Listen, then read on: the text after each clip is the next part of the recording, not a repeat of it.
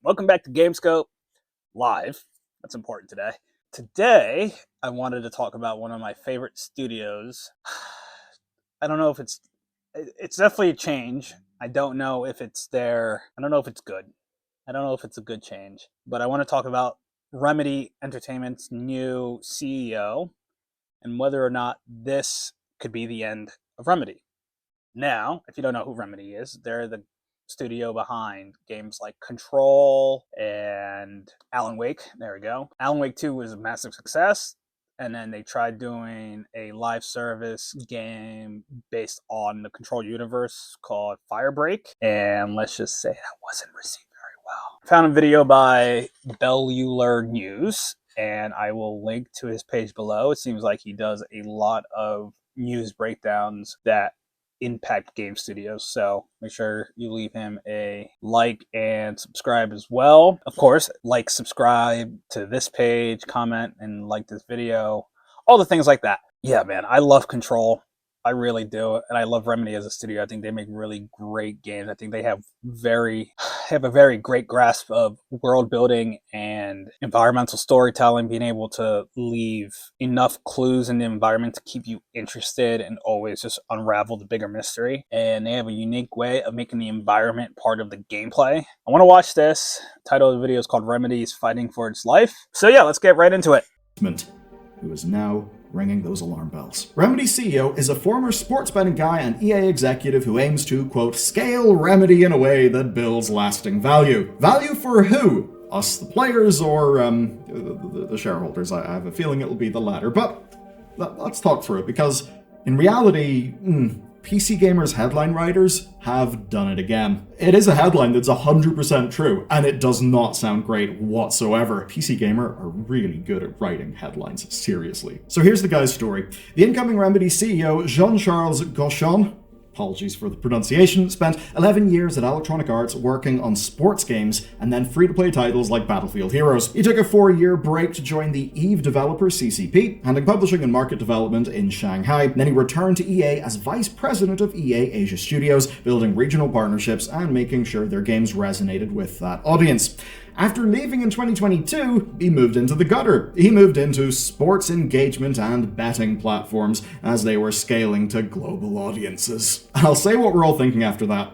That doesn't sound like the resume of a man who'll continue making Alan Wake and Control. I mean, someone whose stated dream is a Remedy that, yes, quote, might protect what makes it special, but also, quote, scaling it in a way that makes lasting value, doesn't really seem like it's gonna be the things people love Remedy for. So for many, the conclusion was obvious here. It would be live service, microtransaction games, and nothing but it, especially. And that is a terrifying thought, because after Outbreak or Firebreak, whatever the heck it's called, FBC Outbreak, I think is what it's called. After that, no offense to Remedy on this one, but, you know, I think, and again, we got to take ourselves out of the zeitgeist here, because we are, I think, more of the hardcore gaming community, whereas your casual gamer definitely prefers live service games like Fortnite and Call of Duty and stuff like that. Those players really aren't expanding. And I think that's something CEOs of these game studios need to understand, is that these established brands have their audiences, and those casual gamers that want live service games aren't just switching over to another live service game. They're staying within their realm of live service. You know, so I think it's very important to distinct that for a studio like Remedy, that their core audience are hardcore gamers who love interactivity, who love great storytelling, who love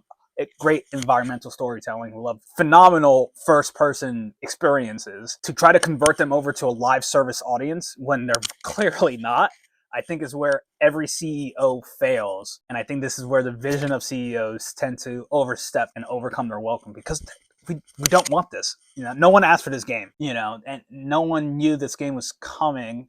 And I think when they first heard about it, they weren't quite sure what it was, because it wasn't Control 2. And everyone had a feeling that their next single-player game was going to be Alan Wake 2, because of the DLC that was literally had Alan Wake as part of the story plot for the DLC, which is, again, just phenomenal storytelling, you know? And then this game came out and people were like, I mean, it's Control, but is it? Anywho, I think that's the issue with CEOs, and a CEO who understands profitability and will look at a live service offering from another studio and be like, wow, Call of Duty is making this much, Fortnite's making this much, Destiny's making this much, without realizing that those companies have spent years gathering up those player base, and their player base really don't diverge and stray away from that game too much. You know, like your average player who plays live service games probably buying, like your average Call of Duty player is probably buying maybe 3 games, and one of those games is Call of Duty, and they're playing that primarily, and they might buy Madden, they might be a 2K guy, you know, on the side. So they alternate between Call of Duty and 2K, and then maybe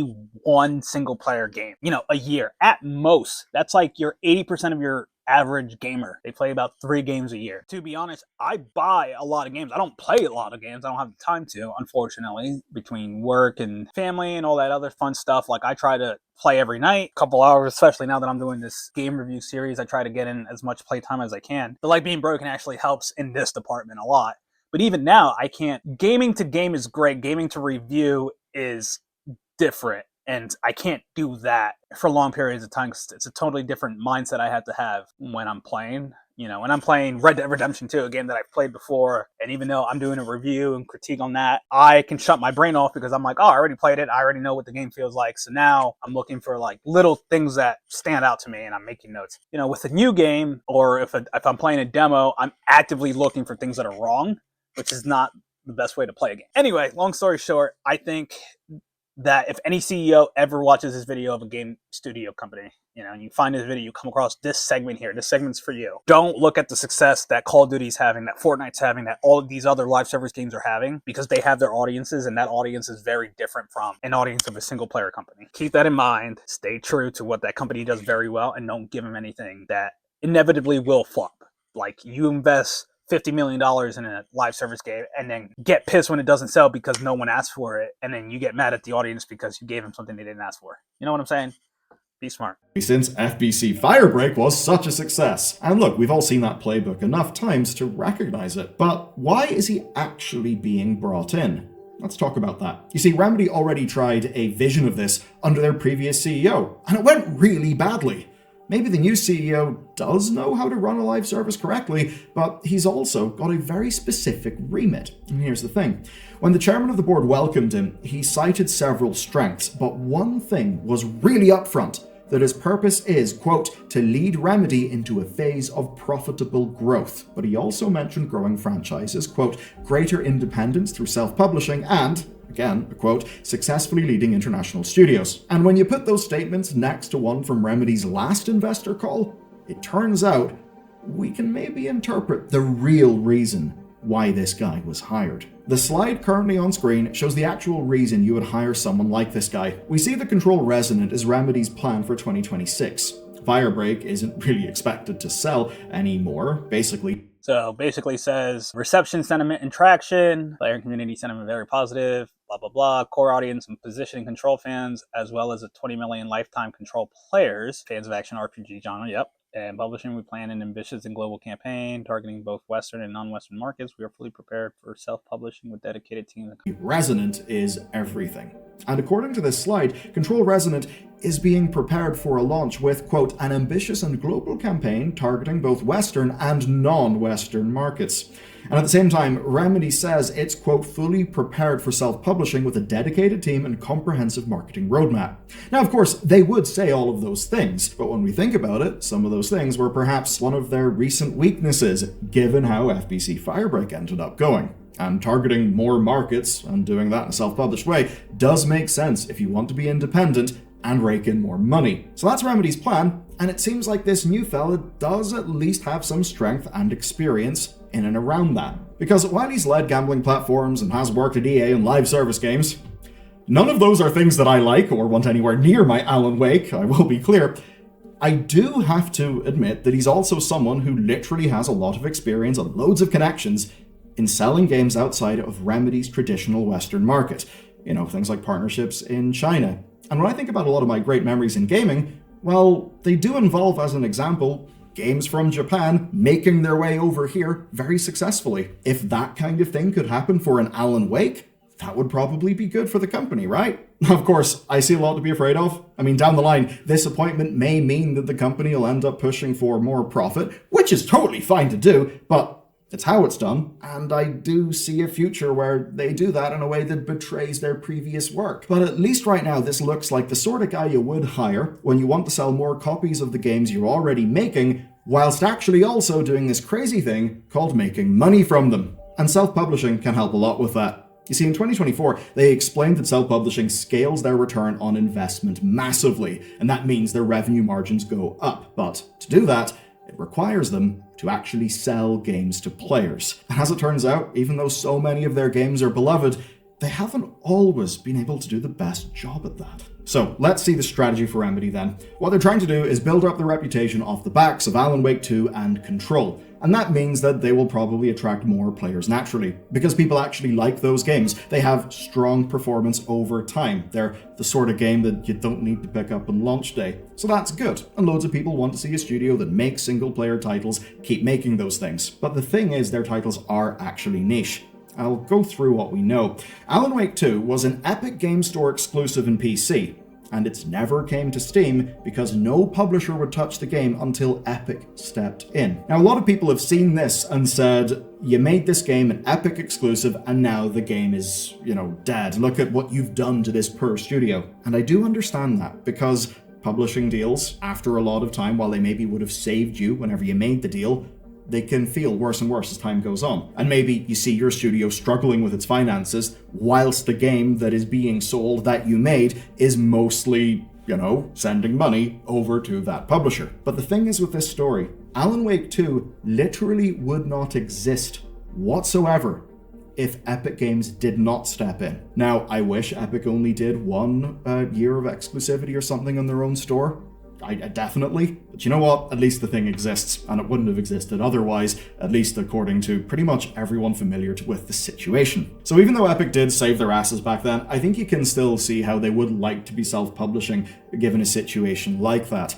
The thing with self-publishing is that you now own all of that risk yourself, and that means that if a game is a failure, you could kind of go to zero and crash out.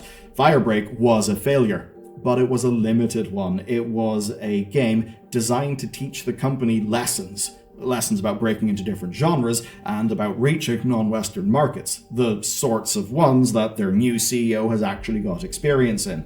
And to do all of that while self-publishing, so that they, as an example, don't have to wait a whole year or 2 years to make profits on whatever their next big game is. Now, I want you to take a look at another slide, and it's one that we've talked about recently. So I didn't know that about Alan Wake. I actually, sacrilegious thing I'm about to say, I've never played Alan Wake 2. I know. I've seen gameplay footage of it, obviously. The game looks great. That actually makes sense, because I haven't been able to find it on Steam. But that makes sense that it's on the Epic. I don't have the Epic Store browser, the launcher, whatever.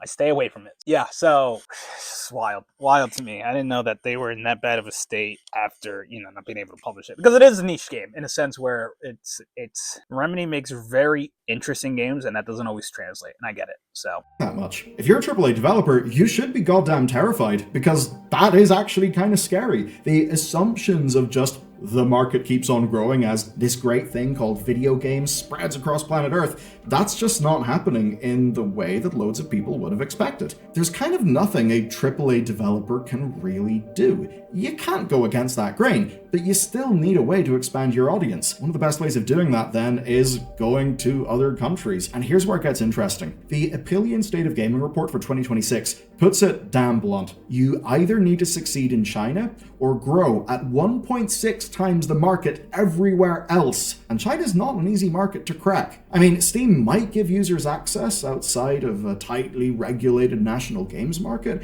but when you've got to deal with all the regional concerns of, that region and different interests in games, it's really, really hard. And even if you do shoulder your way into that market, it's tough as a non-Chinese game, because non-Chinese games are making up only about 16% of consumer spending in that region. So for a niche studio that's going it alone, that is a goddamn brutal landscape. The market they make games for is completely stagnant, and one of the markets they want to break into is really goddamn hard to break into. Yeah, for a bunch of, structural reasons, but also artistic ones. But how does that apply to you? Well, I think it's actually really simple. They need more money. How are they going to do that? Are they going to get more money from you? Now, they can do that by making more video games, and maybe loads of us will be happy, but most end up feeling like they have to squeeze via DLCs, live services, all that gumph. The other way is to expand the market of their games.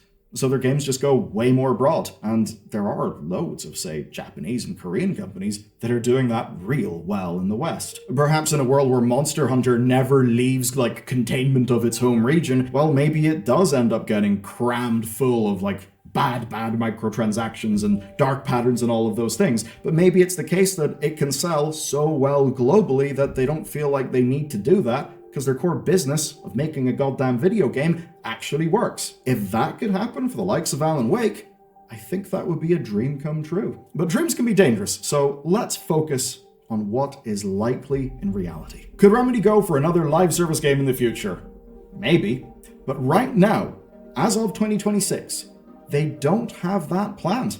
They have narrative AAA scale games designed to be produced affordably and make a profit. We actually know, by the way, how much Control 2 is supposed to cost to make. The answer is 50 million euros, and that's with the expectation that it will sell 3 to 4 million copies across its lifetime. If they hit that target, then Remedy will make a nice little profit. And here's the key. The board have not changed those targets. They haven't suddenly pivoted in the wake of hiring this new guy as CEO. And that's because while this new CEO does have experience with gambling companies, which I goddamn hate and I think are the scum of the world, and EA Live Services, which aren't as bad as gambling companies, but still kind of blow, he's also just one dude. He doesn't unilaterally decide the future of Remedy. They're still going to make the kind of games that they've always made. And there are enough industry examples to prove that is what they should be doing. I think the story of Arcane Austin and the vampire thing, Redfall, yeah, that's an example of taking a bunch of people who make amazing immersive sims and asking them to make a live service game. Didn't really work. And perhaps with FBC Firebreak, we're seeing that asking people who do Control and Alan Wake to make a live service shooter is maybe not the most sane thing to do. So the situation is that their current slate of games is actually in alignment with them doing. Am I right? Wow, they're working with Rockstar to make the Max Payne 1 and 2 remake. That's awesome. But you see what I'm saying? Like, you can't ask a single player studio to do live service. Just doesn't make sense. Doing the things that they're actually good at doing. I think what this new CEO signifies is that they're hoping that they can get more people to play those games, likely by expanding into other markets, just as loads of, say, Japanese games were able to do into the West to their great success. If that's what we're going to be doing, if it's still the same studio, same ambition, but a bigger stage that'll allow them to be more profitable in a way that is healthy and doesn't drive them toward the bad microtransactions and all of those things, then I think that would be a good thing. And that's because games are art, and I want to see what these people cook up. But if you're less interested in cooking up and more interested in cocking up and those who have done it, I definitely want to say good job to Bellular News.